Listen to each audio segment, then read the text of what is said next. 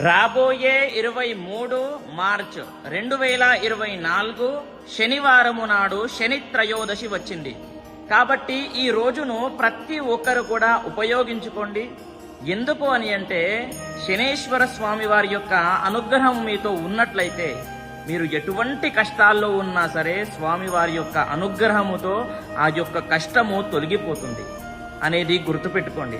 చూడండి, ఈ రోజును ఎలా ఉపయోగించుకోవాలి అని అంటే పొద్దున్నే తల స్నానము ఆచరించి సూర్య నమస్కారము చేసుకున్న తర్వాత టెంపుల్కి వెళ్ళి నవగ్రహాలు ఉంటాయి కదా, నవగ్రహాలలో శనేశ్వర స్వామివారికి తైలాభిషేకము చేసుకోండి.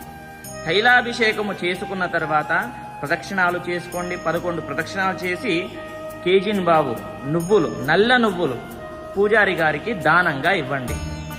ఓకేనా? ఇది ప్రతి ఒక్కరు కూడా